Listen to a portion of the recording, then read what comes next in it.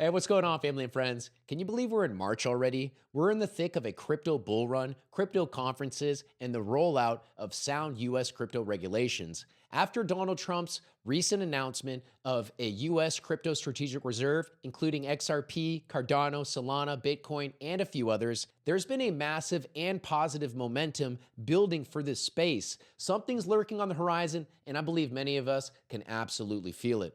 Is it a fintech IPO wave or another parabolic crypto spike up and to the right? Or maybe both. To confirm, we did see this back in 2021 when Bitcoin hit its all-time high. Coinbase IPO'd at $360 per share. Coinbase was available on Link2's platform for $36 per share before its blockbuster initial offering into the public markets. If you still haven't secured your investment into US-based cryptos like XRP or the private equity of the companies building these cutting-edge technologies like Ripple Labs, shame on you. Shame on you for not doing your homework, and shame on you for not taking advantage of the greatest wealth transfer the world has ever seen. People will say, Ray, you've been saying this for so long now. Ray, you sound like a broken record. Stop it. Be quiet. I don't have time for your FUD anymore. Things take time, and when we're talking about an overhaul of the global networking of our financial system, it's going to take years with calculated decisions and collaborations of worldwide governments under the cover of NDAs, non-disclosure agreements. You might not be able to watch what they say, but you can certainly still watch what they do. Watch the fintech company Ripple Labs, who's recently minted more than $129 million of their stablecoin RLUSD on the XRP ledger. Watch Ripple Labs, who has nearly 70 open roles worldwide on their website. Watch Ripple Labs as they buy back their own shares at a premium. This is actually new news that we haven't shared publicly. We have done a series of tender offers where we've been buying shares back from investors and employees, and we're in the middle of another tender offer, and after we finish this, we will have repurchased $1.4 billion of stock from our shareholders. Watch Ripple Labs CEO Brad Garlinghouse confirm the company has in the ballpark of $1 billion in cash on their balance sheet. That's in addition to Ripple's XRP on balance sheet. That's in addition to their $600 million in strategic investments. And that's in addition to the hundreds of partnerships with the largest financial institutions like Bank of America. Another one you like is Ripple. You said it is the coin to be looking at right now. Absolutely. Why? Okay, so Ripple actually was the second largest coin prior to the SEC's investigation of them. They did this really weird lawsuit against them.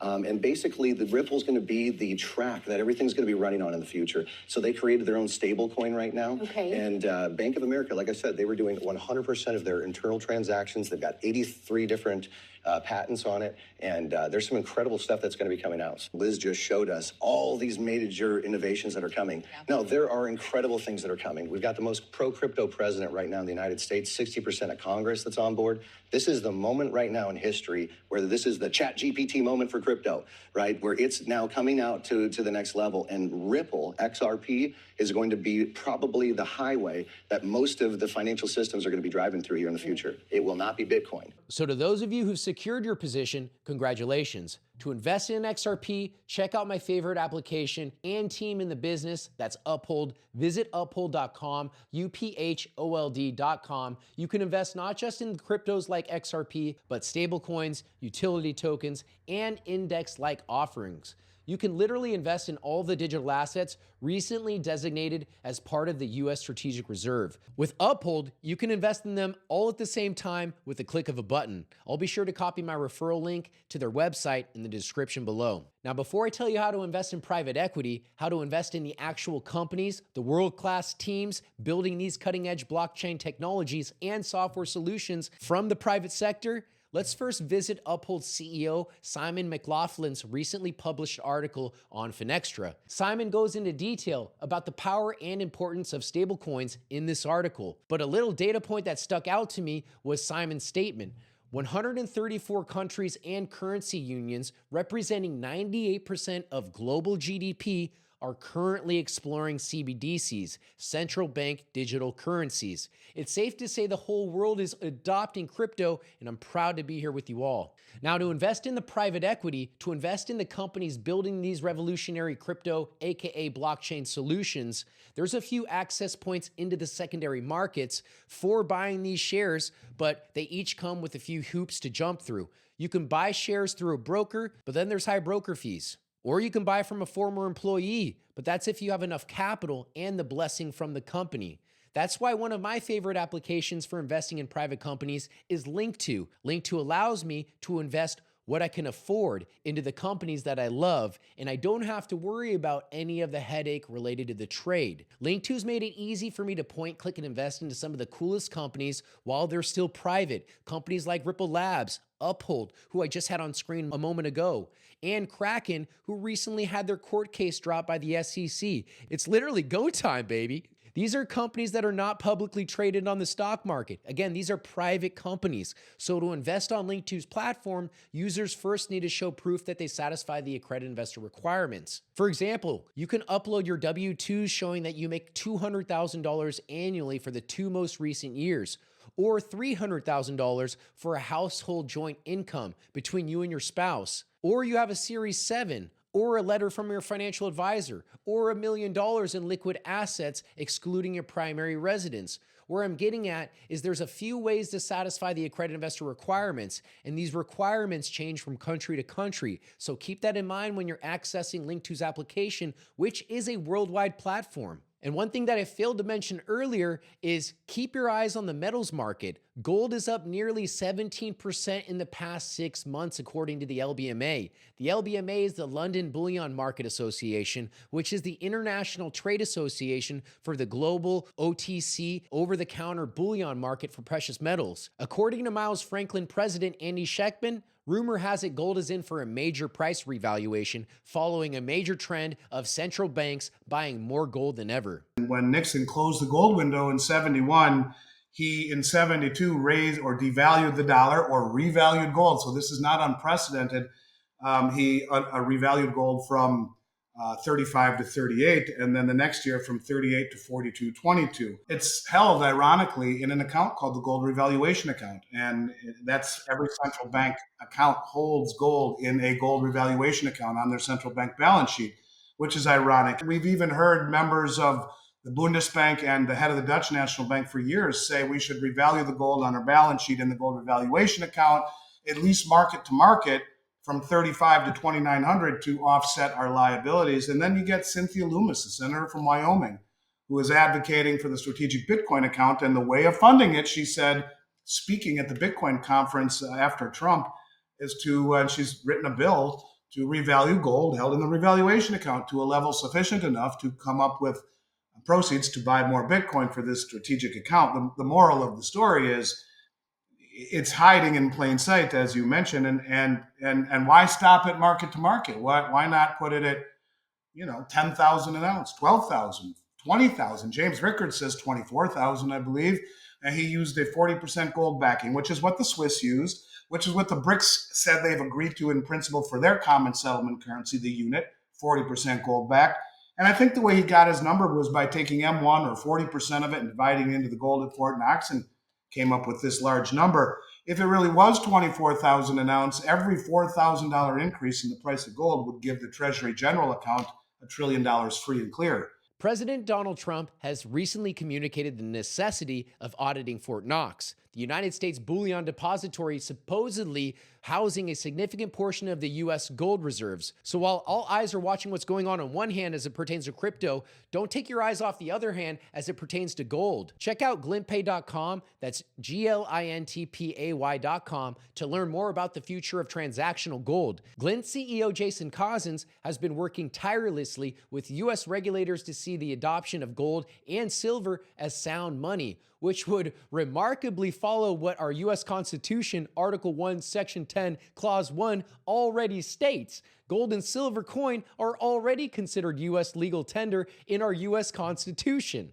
Utah is pushing constitutional gold currency. Check out this clip. As Article 1, Section 10 of the U.S. Constitution says, no state shall make anything but gold and silver legal tender and payment of debts. If you think that the debt is going to increase and they're going to increase the money supply, historically, gold has followed that same curve.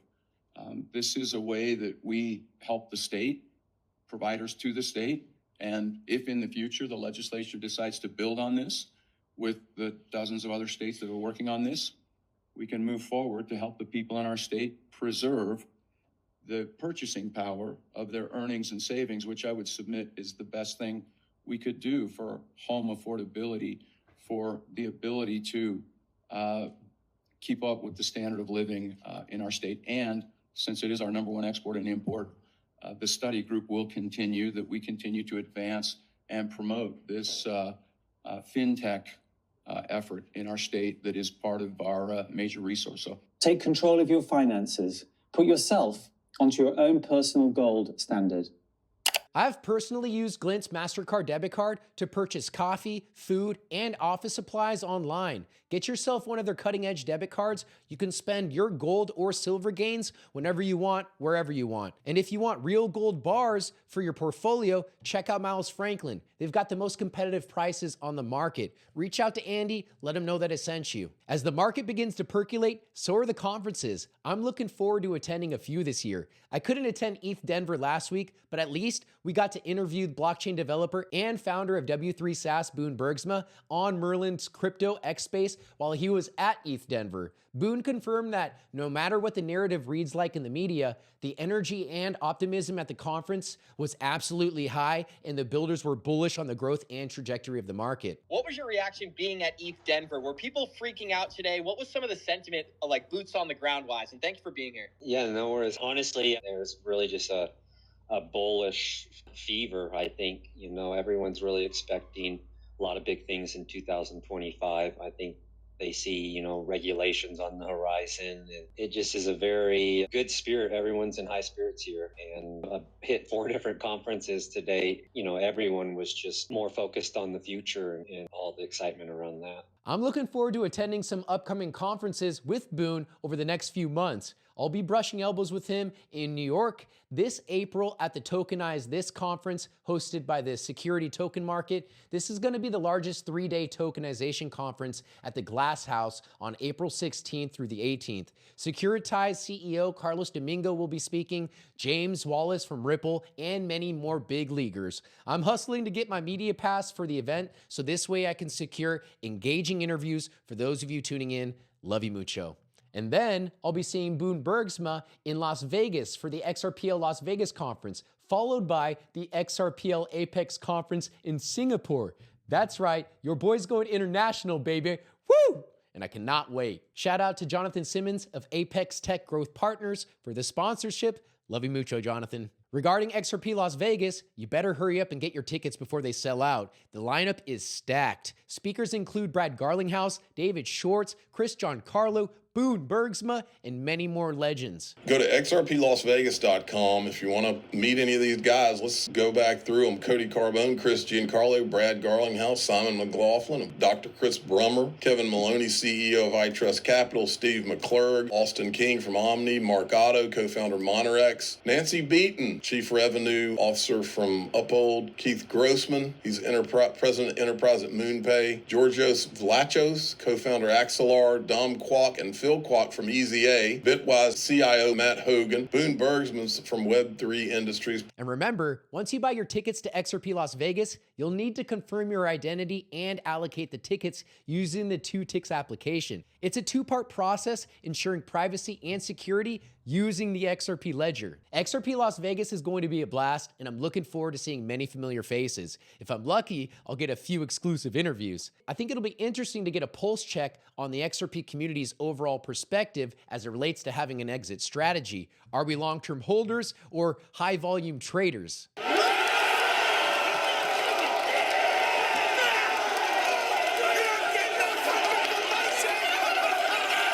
The show goes on. This is my home.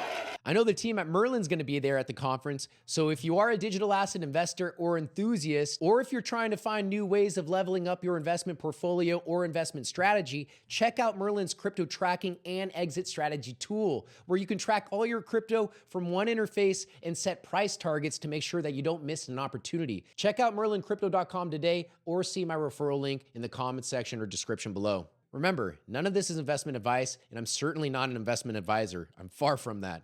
I'm only sharing with you the resources that I've used on my very own investment journey. So I'm speaking from my own personal experiences, and what I'm really telling you is always do your own research. Now, with that being said, I'm out of here. I'm off to play in the water with my daughter Eden. We're trying to get her acclimated to surfing, so this way we can have more fun together down at the beach. Don't forget to smash the like and subscribe button. It really helps me and this channel grow. Thanks for tuning in. Love you mucho.